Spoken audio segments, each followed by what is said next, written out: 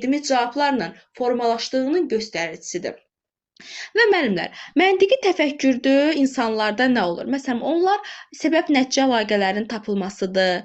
Problemin sadə yolla, baxın diqqət edin ha, sadə yolla həllidir. Çünki məsələn, irəlidə keçəcəyik ki, səmərəli yolla o tənqiddə olacaq, yaradıcı yolla yaradıcıda olacaq. Sonra onlar məsələn ümumiləşdirmə apara bilirlər, hadisələri ardıcıllıqla yanaşa bilir, səbəb-nəticə əlaqəsini tapa bilirlər. Bu kimi xüsusiyyətlər məntiqi təfəkkürlü insanlara aiddir. İndi müəllimlər, təfəkkürün düşünmə formaları var. Baxın, təfəkkürün hansı düşünmə formaları? Əsas bunlardır. Bax, abstrakt düşünmə var, sonra divergent var, konvergent var, induktiv var, deduktiv var və digərləri. İndi onların ardıcıl, sistemli, onların hər biri haqqında ayrı-ayrılıqda izahat verəcəm. Baxın, burada görürük nəyi? Abstrakt düşüncəni. Abstrakt düşüncə. Abstrakt düşüncə mücərrəd düşünmədir. Baxın, adətən rəsm əsərlər olur. Əsasən onu rəsmdən anlayan insanlar daha çox dərinin mahiyyətini başa düşür ki, bu rəsm bizə nə demək istəyir. Məsələn, bizim kimlər baxır, deyir, əşi, tutaq ki, də bir qaralamadır da, onun mahiyyətini anlaya bilmirik. Amma o sahənin insanları onun mahiyyətini anlaya bilirlər. Bir də olur, elə rəsm əsər olur ki, ona milyonlar verirlər ki, bu əsəri almaqdan ötürü. Çünki həmin şəxs onun mücərrəd anlayışını, onun arxasında yatan mahiyyəti anlayır. Və yaxud da ki, hər hansı məsələn fəlsəfi mətnlər olur. O fəlsəfi mətnin mahiyyətini anlaya bilirsənsə, səndə abstrakt düşüncə formalaşır. Və yaxud da hər hansı bir məsələn hadisənin, bir problemin qabaqcadan baş verəcək, nələr baş verəcəyini sən planlaya bilirsənsə, səndə demək abstrakt düşüncə var. Mücərrəd düşünmə var. Məsələn, burada nümunə vermişəm abstrakt düşüncəyə. Şagird deyir yazıçının ona çatdırmaq istədiyi gizli mesajı tapmağa çalışır. Adətən bu dedektiv əsər oxuyan müəllimlər daha yaxşı bilər onu. Dedektiv əsərləri başlayanda, mən məsələn dedektiv əsəri çox sevirəm də. Onun başlayanda əvvəlini oxuyanda artıq gedişatı özümdə planlayıram ki, bunun gedişatı sonluğu necə bitə bilər. Bu insanda, yəni məsələn, məndə abstrakt düşüncənin olduğunu müşahidə edirəm ki, məndə abstrakt düşüncə var. Mən yəni bundan sonra bu əsərdə yekunda nə nəticələr, gedişatın necə olacağı, bu hadisənin üstü necə açılacaq, yekunda nə ilə nəticələnəcək, bunlar haqqında artıq beynimdə bir cəryan qururam mən. Bu abstrakt düşüncənin bir məhsuludur. Və yaxud da ki, misal üçün, sual işarəsi var, nə bilim, nida var, üçbucaq var, dördbucaq var. Bu kimi, məsələn, işarələrin mahiyyətini anlamaq. Sual işarəsinin mahiyyəti nədir, nidanın mahiyyəti nədir, üçbucağın, dairənin, bunların mahiyyətini anlamaq, bunlar da abstrakt düşüncənin içərisinə aiddir. Aha, bu oldu bizim abstrakt düşüncəmiz. Sonra keçək növbəti düşünmə formamıza. Növbəti düşünmə formamız analitik düşüncə olacaq. Müəllimlər, analitik düşüncə. Görürsünüz, burada nə vermişəm? Burada vermişəm lupa işarəsi. Dəqiqə. Baxın, şəxs lupa ilə araşdırma edir. Bunu mən bir növ təsəvvürünüzə canlandırmaqdan ötürü vermişəm. Elə bilin ki, analitik düşünən insan bir problemi ayrı-ayrı hissələrə bölür, dərinliyinə gedir. Həm onun səbəbini araşdırır ki, bu problemin səbəbi nə ola bilər, yaranıb da. Problemlə bağlı əlində bir neçə material toplayır və bu material bir neçə həll yolları toplayır, belə deyim, həll yolları. Və yekunda hansı həll yolu daha səmərəlidir, onu istifadə edir. Bir də problemi həll edir. Bu analitik düşünən insan, yəni daha dərindən düşünür, daha özəkdən düşünür, kökdən düşünür. Ona görə deyirik ki, analitik düşünmə daha geniş düşüncə bir tərzidir. Məsələn, analitik düşünmə müəllimlərə necə bir nümunə gətirə bilərəm? Bax, tutaq ki, Kəmalə müəllimə müşahidə eləyir ki, şagirdlərdə aktivlik zəifdir. Dərs prosesində aktivlik zəifdir. Kəmalə müəllimə deyir ki, mən bunun səbəbini araşdırmalıyam. Araşdırım görüm, niyə şagirdlərdə aktivlik zəifdir? Və araşdırma nəticəsində Kəmalə müəllimə, məsələn, bir neçə nüansa əldə edir ki, məsələn, bu hadisələr şagirdlərin aktivliyinin qarşısını alır. Və o başlayır strategiyasını dəyişməyə, problemi həll eləməyə.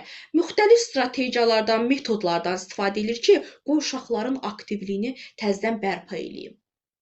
Aha, deməli Kəmalə müəllimə həm deməli səbəbini araşdırdı. Həm sonra da bir neçə burada əlində bir neçə problemin mahiyyətini əldə elədi və artıq bu problemin həlli üçün strategiyasını dəyişdi, metodunu dəyişdi ki, təzədən uşaqların aktivliyini təmin eləsin. Bu da bizim analitik düşüncəmizdir və bir analitik düşüncəyə bir nümunə. Sonra gedirik nəyə? Gedirik digər düşünmə formamıza. Deməli, deduktiv düşüncə. Deduktiv düşüncə. Bir dəqiqə. Aha, deduktiv düşünmə. Müəllimlər, deduktiv düşünməyə sizə bir neçə nümunə verəcəm və çox asan gələcək sizə. Həm deduktiv var burada, həm induktiv. Bunlar bir-birinin təsiridir. Gəlin birinci deduktivdən başlayaq. Deduktivdə birinci qayda verilir. Biz qaydadan nümunəyə gediriksə, nümunələr gətiriksə, bu olur deduksiya. Bu nə deməkdir? Baxın. Müəllim deyir ki, ay uşaqlar, belə bir dənə belə çərçivə çəkim. Müəllim deyir ki, bax bura mən meyvə yazır. Baş hərfini yazdım. Yazır ki, uşaqlar, bura meyvəni mənə bax bir dənə də qollar, bir neçə qollar çəkir. Bir neçə qollar çəkir. Deyir uşaqlar, meyvələrə nümunələr göstərin. Uşağın biri yazır banan, biri yazır alma, biri yazır nar, biri yazır tutaq ki, ananas və yaxud da biri yazır və digər meyvələr. Bu nümunələr dəyişə bilər. Baxın, nümunələr çəkdisə, qayda var. Qaydadır ki, bunların adı meyvədir. Dəyişmir ki, qayda. Meyvədir də bunların hər biri. Biz qaydadan nümunələrə gəliriksə, bu deduksiyadır. Qaydadan gəldik nümunələrə. Oldu deduksiya. Və yaxud da ki, belə bir qayda var. Deyirik ki, qaydaya da deyirik, toplananların yeri dəyişəndə cəm dəyişmir. Bu qaydadır. Bunu ümumi olaraq hamıya deyirik. İndi nümunə yazıram. Tutaq ki, yazıram 3 üstə gəlsin. Bir dəqiqə qələmi götürüm. Hə. İndi nümunə yazıram. Yazıram ki 3. Ay, nə oldu buna? Hə, 3 üstə gəlsin 2 bərabərdir 5. Və yoxdur, yazıram 2 üstə gəlsin 3 bərabərdir 5. Müəllimlər, gördünüz mən toplananların yerini dəyişdim. 3 də 2 də toplanardı. Bərabərdir 5. Cəm dəyişdi, dəyişmədi. Və yaxud da 2 üstə gəlsin 3. Yerini dəyişdim, yenə 5 elədi. Bu qaydadan mən nümunə göstərdim sizə. İndi yazdığım nümunə idi. Nümunə göstərirəmsə, bu deduksiyadır. Oldu nə? Deduksiya. Qaydadan nümunəyə gəldik. Və yaxud da sizə bir neçə qaydadan nümunəyə gəlim. Bax, belə bir qayda var ki, müəllimlər. Deyir ki, kök və qrammatik şəkilcədən ibarət olan sözlər sadə sözlərdir.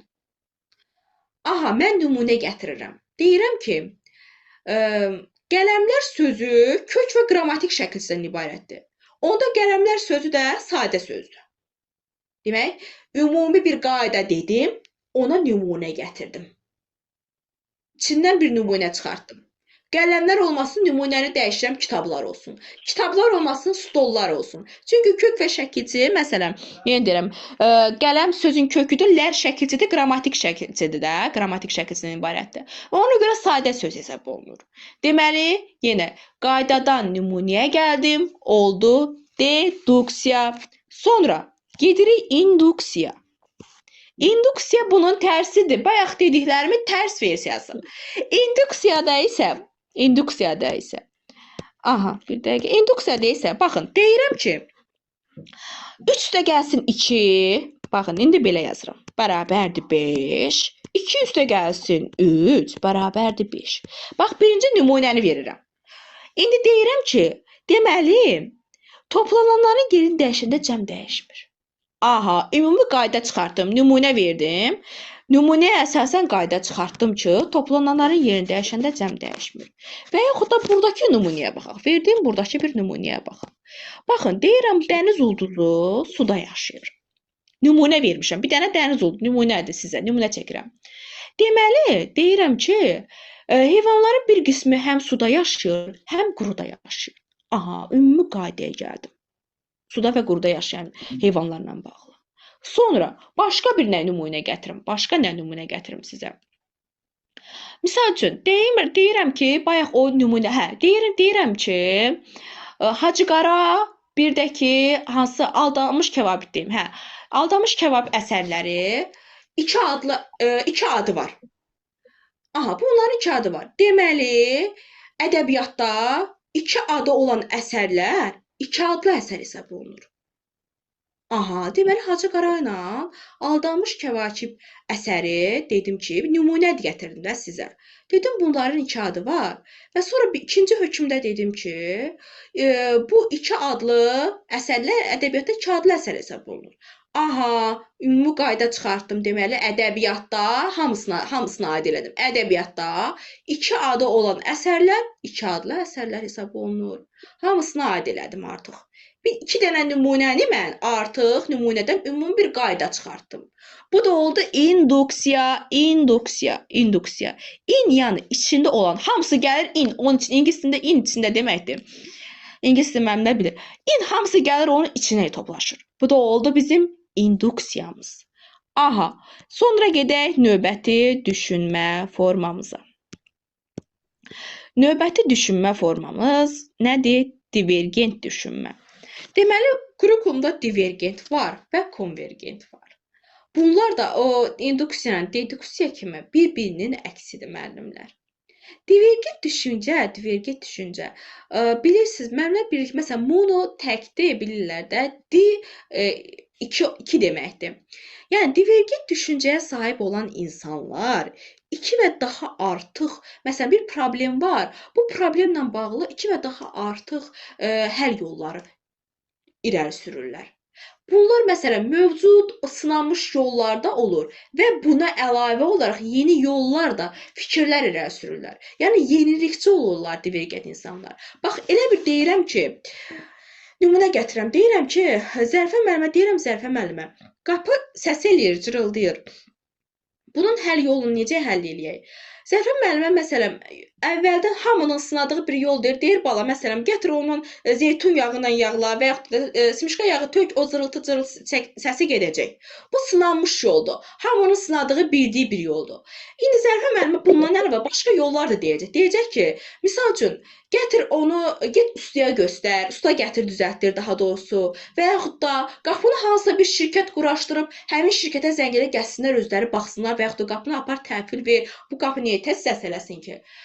Bax, müxtəlif yollar, hər yollar irəli sürür. Müxtəlif hər yolları irəli sürürsə, bu insan, deməli, Zərfə müəllimə divergent düşüncəyə sahibdir. Fərqli yollar. Və bu divergent düşünən insanlar fərqli yollar düşünürlər deyə tez qərara gələ bilmək, onlarda tez qərara gələ bilmirlər. Çünki, necə deyim, yeni yollar fikirləşirlər axı, təzə yollar fikirləşirlər axı. Amma, konvergent düşünən insan bunun əksidir. Konvergent düşünən insanda əksdir. Niyə əksdir? Onlar tez qərara gəlirlər. Niyə tez qərara gəlirlər? Misal üçün, mən deyirəm ki, insanlar. Bəli, konvergent kasıb yaxud da köhnə. Kasıb və yaxud da köhnə, belə əlaqələndir. Çünki köhnəlikçidirlər onlar. Köhnədən hansı yollardan istifadə ediblərsə, dədə-baba usulundan, onlar deyirlər ki, o yolla gedək. Niyə özümüzə əziyyətə salıb təzə yol tapaq? Özlərini əziyyətə salmırlar, belə deyim. Bax, o qapı məsələsi. Məsələn, Bülür mənim deyəcək ki, gəl gətir elə o zeytun yağı ilə oranı yağla bəs eləyəcək də, qapının zırıltısı kəsəcək. Yeni bir nəsə fikir irəli sürməyəcək. Bu zaman demək, Bülür müəllimə konvergent düşüncədədir. Yeni yollar axtarmır və tez qərara gələ bilirlər konvergent düşüncəyə sahib insanlar. Niyə?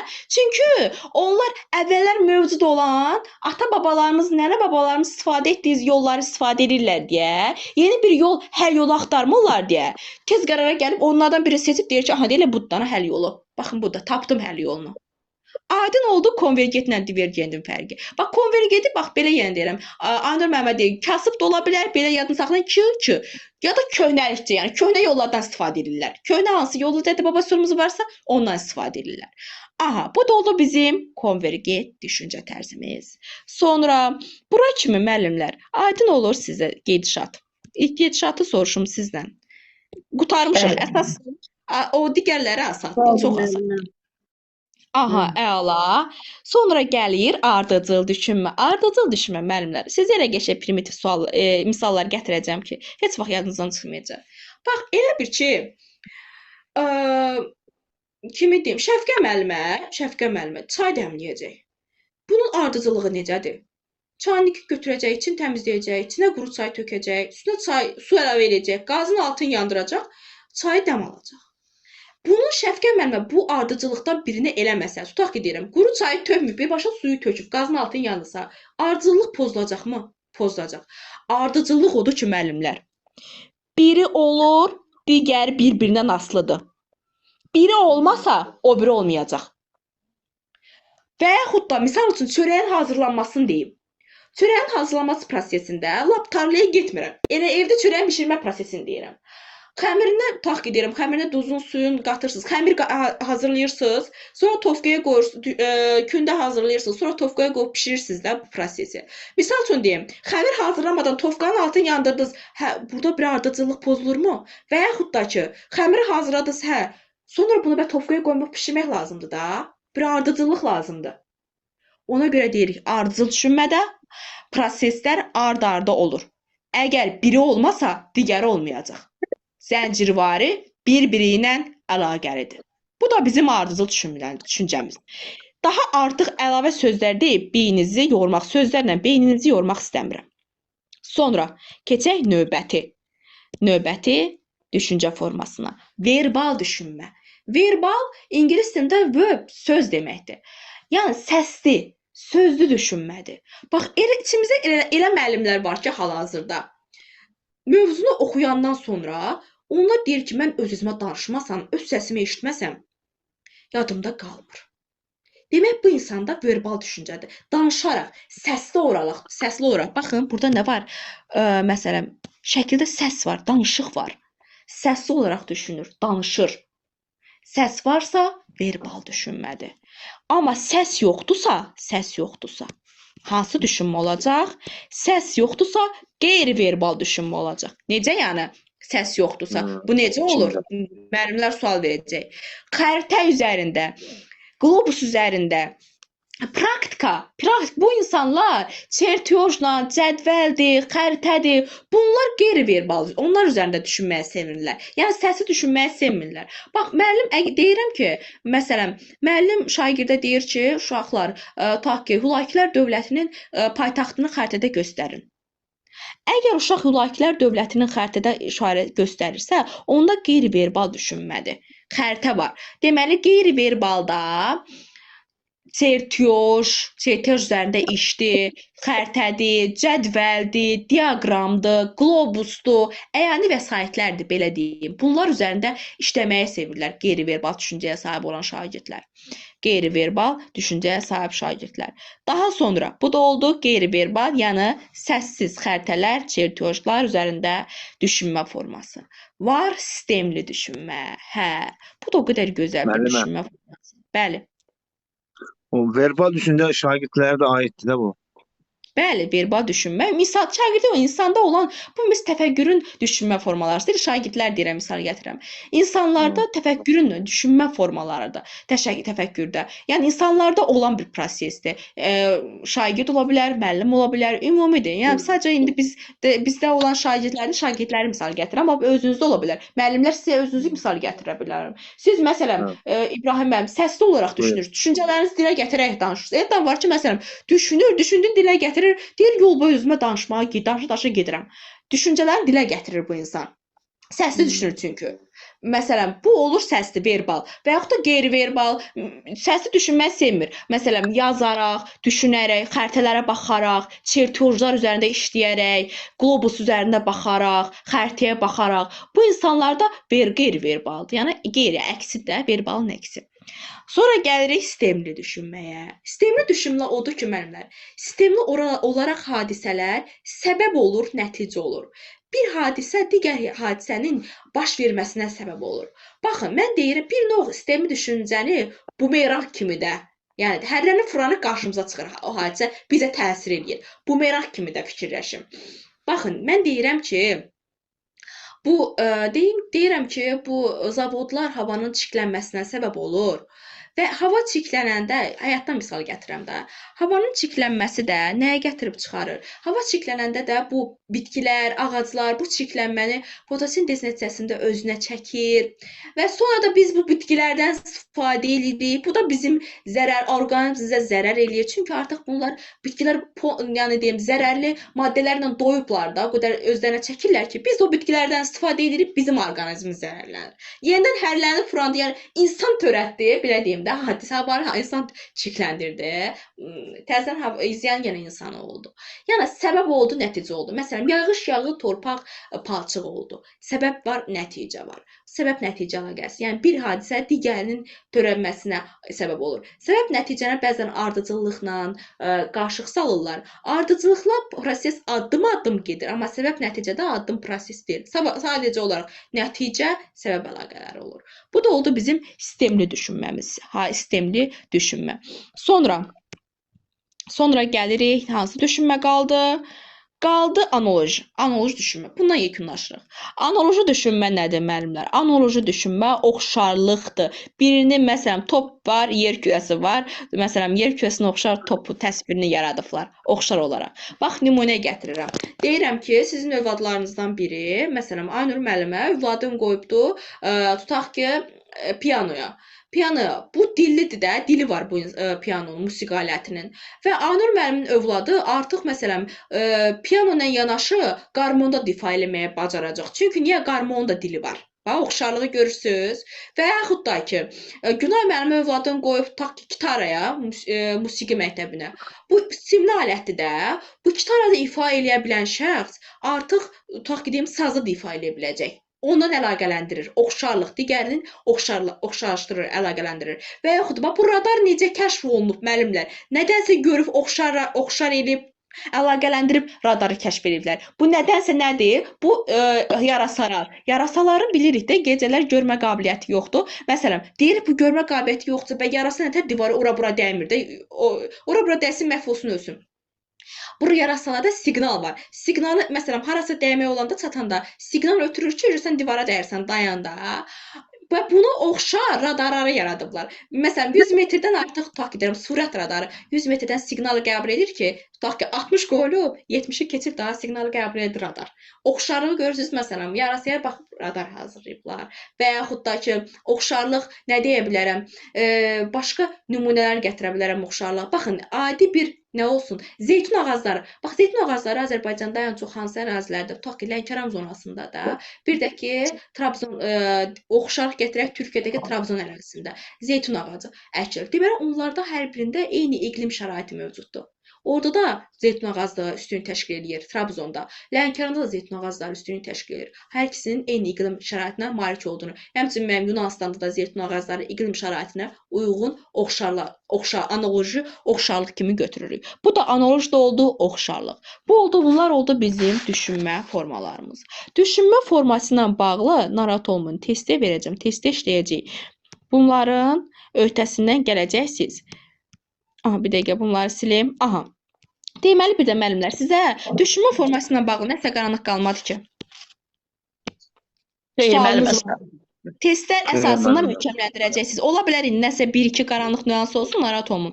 Testlər əsasında onları sizə möhkəmləndirəcəm, narahat olmayın. Bir də müəllimlər, sizə mən düşünmə formalarını verəcəm. Daha doğrusu məntiq xətalarını da verəcəm. Çünki nəyə görə verirəm? Çox asaddır. Heç onun qalmağı günahdır da, suçdur qalsa o məntiq xətaları. Aha, şəkillər əsasında deyəcəm, heç oxumuram. Baxın, burada var birinci sirkulyar arqumentdir. Sirkulyar arqument odur ki, olanı bir qaydanı, məsələn, qayda var. Müəllim deyir ki, Kəmalə müəllimə deyir ki, uşaqlar, qaydalara əməl etməlisiniz. Uşaq deyir ki, müəllim, niyə etməliyik qaydaya? Müəllim deyir ki, Kəmal bir qayda deyirəm, qaydada əməl etməlisən. Amma qaydanın mahiyyətini şagirdə izahat eləmir. Olduğu kimi deyir də, bir yenilik demir və yaxud da müəllim deyir ki, uşaqlar, ətrafınızı çirkli saxlamayın, təmiz saxlayın. Uşaq qayıdıb deyir ki, mən ətrafımı təmiz saxlayıram. Müəllim dediyin təzədən eyni şey deyir, fərqli bir şey demir. Və yaxud da ki, mən deyirəm ki, uşaqlar bir-birinizə baxıb köçürməyin. Günay müəllimə şagirdim Günay qayıdıb deyir ki, mən baxıb köçürmürəm. Ay bax, eyni şey qayıdıb müəllimin üzünə eyni şey deyir. Təkrar, yəni fərqli bir fikir irəli sürüklər arqument odur ki, fərqli bir fikir irəli sürülmür. deyilən fikrə əlavələr olunmur, fərqlilik olunmur. Bu sirkulyar arqumentdir. Adı qəliz olsa da mənası çox rahat və asandır. Sonra gəlirik nəyə? Həddən artıq ümumiləşdirmə. Həddən artıq ümumiləşdirməyə nə deyə bilərəm? Misal üçün deyim. Aha, müəllimlərin qoy adını çəkərək deyim, daha da onda yadda qalan olacaq. Tutaq ki, deyim, Leyla müəllimə görür ki, 8A sinifi Leyla müəllimə görür ki, 8A sinifdə uşaqlardan biri o qədər nadincdir, dəcəldir, nə özünə hörmət eləyir, nə müəllimə hörmət eləyir, çox dəcəldir. Leyla müəllimə bir dənə o uşağa görə bütün 8A sinifinə necə deyim, aqressiya yanaşır ki, o 8A sinifi hamısı dəcəldir, ümumiləşdirmə aparır. Deməli Leyla müəllimə burada məntiq xətasına yol verir. Çünki bir uşağa görə, belə deyim də, qurunun oduna yaşının hamısını yandırır. Bir uşağa görə hamısını qatır gözünə, deyir ki, hamısı dəcəldir. Və yaxud da ki, məsələn, başqa bir ümumiləşdirmə apara bilərik. Məsələn, burada həbbə müəllimə dərs prosesində görür ki, uşaqlardan biri, məsələn, deyir ki, müəllim, deyir ki, məsələn, müəllim, mən Azərbaycan dili yadımda qalmır, amma riyaziyyat yaxşı oxuya bilirəm, riyaziyyat yadımda qalır. Həbbə müəllim yadında saxlayır, deyir ki, o 2-ci sinifin uşaqları Azərbaycan dilini oxuya bilmirlər. Bir nəfər daha gedir söhbət. Amma riyaziyyatı yəni yaman yaxşı yadlarına saxlayırlar. Ümumiləşdirmə apardı həbbə müəllimə. Bir nəfər, amma bir nəfər demişdi o sözü. Ümumiləşdirmə. Birini artıq hamıya aid eləməkdir ümumiləşdirmə. Sonra həddən artıq ümumiləşdirmə. Cəmiyyət tərəfindən qəbul olunmaq. Cəmiyyət tərəfindən qəbul olmaq odur ki, hamı bunu elirsə, demək bu yaxşı şeydir, mən də eləyim. Hamı elirsə, mən də bu yaxşı şeydir. Misal üçün, belə müəllimlərdən birini nümunə gətirim buradan. Aha, mən Şəfiqə müəllimə. Şəfiqə müəllimə gedir, tutaq ki, uşağı deyir ki, Şəfiqə müəllimin övladı deyir ki, Ayna, sinifdə uşaqların hamısı telefon işlədir, smartfon telefon. Mənə də smartfon telefonu. Hamı bunu elə bilir ki, bu yaxşı şeydir. Və yaxud da ana, uşaqların hamısı üzgüçülüyə gedir, mənə də üzgüçülüyə qoy. Bəlkə sənin problem labubudur. Hamıda labubu var, mənə də. Hə, hamıda olsun, məndə də. Artıq bu odur ki, özünü bənzətmə hamıya. Daha doğrusu cəmiyyət tərəfindən qəbul olunmaq. Hamı söhbəti var burada. Və yaxud da məsələn, bəlkə sən üzgüçülük yox, tutaq ki, basketbol sahəsində uğur qazanacaqsan. Məsəl üçün hamının var sinteziatoru, ana, mənə də sinteziatoru. Bəlkə sən sinteziatorda yaxşı ifadə etməyəcəksən, bəlkə sən gitarada uğur qazanacaqsan, oğlum, bu sahədə uğur qazanacaqsan. Hamı nətər bu məntiq xətasıdır. Hamı tərəfindən, cəmiyyət tərəfindən qəbul olunmaq. Yəni çoxumuz psixologiyasında bu var, cəmiyyət tərəfindən qəbul. Bir də var özünü bənzətmək. Özünü bənzətmək də nədir? Özünü bir şəxsə, sevilən bir şəxsə bənzətməkdir. Bax, misal üçün deyim, mən tutaq ki, Kəmalə müəllimin saç düzümünü sevirəm. Mən deyirəm ki, növbət dəfə mən də saçımı Kəmalə müəllimə kimi eləyəcəm. Bax, özümü bir Kəmalə müəllimə bənzəndirəm. Özünü bənzəyirəm. Məsələn, Kəmalə müəllimə məktəbdə nüfuza malik olan şəxsdir. Deyirəm ki, hamı onu bəyənir. Onun saç düzümü kimi mən də öz saç düzümü eləyəcəm. Və yaxud da ki, Leyla müəllimə, məsələn, Leyla müəllimə xətti mən şagirdəm. Leyla müəllimə deyirəm ki, çox gözəl yazır xətti də. Mən də Leyla müəllimə kimi yazacağam. Özünü Leyla müəllimə bənzədir. Və yaxud da ki, sinifdə şagirdlərdən biri, məsələn, yaxşı oxuyan şagirddir, hamı ona o şagirdə hörmətlə yanaşır. O səhərsi gün sarı rəng geyinib gəlib, deyirsən ki, hamı ona hörmət eləyir. O seçiləndir. Qoy mən də sarı geyinim gəlim. Özünü ona bənzədirsən. Özünü bir nəfər. Cəmiyyət tərəfindən qəbul olunmada çoxluq var. Çoxluq eləyir, sən o çoxluğa qoşulmaq istəyirsən. Amma özünü bənzətməkdə özünü bir nəfərə bənzətməyə çalışırsan. Yəni hamı tərəfindən seçilən bir nəfərə. Başa düşdünüz bunlar arasında fərqi? Bu da özünü bənzətməkdir. Bir də var şəxsi qərəzli. Şəxsi qərəz odur ki, müəllimlər, həmin şəxs ola bilsin ki, məsələn, bir problem var, ortaya qoyulubdur. Həmin o problemi sənin həmin adamla şəxsi ədavətin var, problemin var. O adam tutarlı bir cavab verir. Deyir ki, məsələn, bu problemin həllində bu məsələn, fikirləri irəli sürür. Amma sənin onun özünə qarşı qərəzin var. Deyirsən ki, o adamın mən zəhləm qaçır ondan, heç onun fikrə də fikir vermirəm, hesaba saymıram onu. Amma onun dediyi söz dəyərli idi. Sadəcə onun özünə qarşı qərəzin var deyə fikrini də önəmsəmirsən. Bu şəxsi qərəzlilikdir. Şəxsinə qərəzin var deyə. Bu da bizim şəxsi qərəzlik. Məntiq xətamız oldu. Bir də çoxmənalı danışmaq var. Çoxmənalı danışmaqda nədir? Məsələn, fikri başqa istiqamətə yönəltməkdə çoxmənalı danışmaqda. Məsələn, deyir ki, burada misal üçün deyirəm, müəllim deyir ki, ay uşaqlar, hamı deyir ki, tapşırıqlarınıza yerinə yetirin. Məsələn, tapşırıq verir, deyir, tapşırığınızı yerinə yetirin. Görür, məsələn, burada Aysel görür ki, Aysel dəftərinə gülçüsə şəkil çəkir. Deyir, Aysel, niyə tapşırığı demədinmi, tapşırığı yerinə yetir? Aysel qayıt deyir ki, müəllim, mən dəftərimi sərgiyə saldım, başqa növ yönə çəkir sözü. Müəllim fikrini yayındırmağa çalışır bir növ, belə deyim. Və yaxud da deyirəm ki, uşaqlar, bir-birinizə baxmayın ha. Deməli, boş adamdan qabaq, hə, çoxməna danışmaqda dedik ki, müəllimin istiqamətini başqa yönəldir. Yəni qarşıdakı insan müəllim başqa şey deyir, bu da diqqətimi yayındırmaq istəyir də, guya bir növ ağıllı da, özünü ağıllı göstərməyə çalışır. Bir çoxmənalı danışmağa çalışır adından göründüyü kimi. Aha, mən yenə deyirəm, məsələn, müəllim deyir ki, uşaqlar bir-birinizdən köçürməyin ha. Uşaq görür ki, bir o birisinə baxır ha, uşağın deyir ki, bə demədimmi? Mən tutaq ki, Zaur demədimmi köçürmə? Qalib deyir ki, mənim köçürmürdüm. Baxırdım görüm özüm düz yazmışam. Görürsən başqa şey deyir bu şey. Müəllim diqqətini başqa yönə istiqamətləndirir. Bu oldu nə? Bu oldu çoxmənalı danışmaq. Çoxmənalı. Çünki müəllim başqa şey deyir, bu başqa şey deyir. Bu oldu çoxmənalı danışmaq. Sonra gəldi yekunda. Söz oyunudur. Bəli, Söz oyunu. Bəli, söz oyunudur. Doğrudur. Kimdir onu deyən söz oyunu? Adır müəllimədir. Aha, bəli, söz oyunudur. Sonra nə var? Sonra məsələn boş adam var. Boş adam həyatımızda o qədər çoxdur bu boş adamlar, ay müəllim.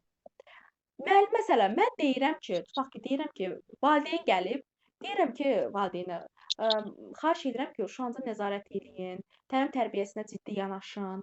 Mənə qayıdıb valideyn deyir ki, demək istəyirsən ki, mənim uşağım tərbiyəsizdir. Mənim sözümü elə bil ki, boş adamda bir növ aqressiya var sənə qarşı. Sənin sözünə qarşı aqressiya ilə qarşılayır. Ən çox demək istəyirsən sözü ilə başlayır.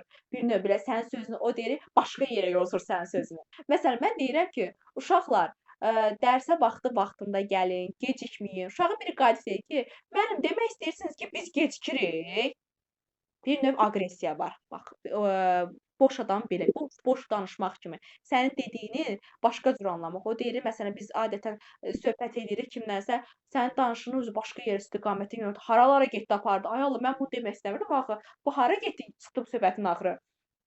Sənin sözünü yozur, bir növ yozmaq kimi. Demək istəyirsən ki, və yaxud mən deyirəm ki, uşaq ümumi bir tutaq ki, konfrans var. Deyirəm ki, yollarda ekologiyanın qorunması üçün velosiped yollarına daha çox salınmalıdır. Məsələn, biri qayıdıb deyir ki, demək istəyirsiniz ki, ekologiyanı korlayırıq.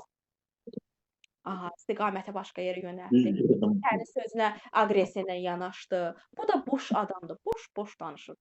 Bu da boş adam xətasıdır. Amma məsələn, onu başqa cür qarşılaya bilərdi ki, fikrini ifadə edə bilərdi. Məsələn, mən misal gətirmişdim ki, valideyn dedim, valideyn, çalışın uşağınızın təlim tərbiyəsi ilə ciddi nəzarət edin. Əgər valideyn qalsa, bəli, mən təşəkkür edirəm. Bundan sonra artıq daha nizamlı olacaq, şagirdlərə nəzarətimizi artıracaq desə, artıq məntiq xətasına yol verməmiş olur həmin valideyn və yaxud da ki, nümunə gətirdiyim şagirdlər və yaxud da ki, konfransdakı şəxslər. Deməli, bu da oldu bizim məntiq xətalarımız. Yəni, məntiq xətaları tək şagirddə yox, müəllim özündə ola bilər, gündəlik başqa ümumiyyətcə real həyatdakı olan şəxslərin hər birində edə biləcəyi bir xətalardır. Sadəcə bu xətaları etməmək üçün, aradan qaldırmaq üçün tədbirlər görməliyik hər birimiz. Bu da oldu bizim məntiqi təfəkkürümüz, təfəkkür və məntiq xətaları. Aha, bu qədər müəllimlər dərsimiz. Dərslə bağlı sual olan varsa buyursun. İstəyərdim test də açam, ancaq gördüm ki, artıq müəllimlər yorulubdur. Çünki artıq bir qismi qoşulmadı. Aha, sual olan var, testləri... Çox dərsdir. Mən necə öyrənəcək bilmirəm. Yox, çox deyil əslində. Sadə dərslərdir, yəni narahat olmayın. Başa düşəndən sonra mahiyyətini, sadəcə mahiyyətini başa düşün, testləri göndərəcəm. Bəlkə də heç, yəni deyirəm, elə müəllim var ki, burada özləri indi deyəcəklər, testlərə heç, yəni deyirəm, dərsə baxmadan testlərimi işləyirlər, deyirlər müəllim səhvsiz işləyir, ya bir dənə, iki dənə səhvimiz olur. Eyəcə testləri göndərəcəm, testlərə nəzər salın, görün işləyə bilirsiniz. Yaxşı bir oxumadan. Amma oxumaq lazım deyil, demirəm oxumayın. Onlar da birdən ərinərsiniz, ona görə deyirəm. Yaxşı müəllimlər. Sualınız olan var. Sağ olun var. Xeyr. Oldu. Sağ olun. Gecəniz xeyrə qalsın. Gecəniz xeyir.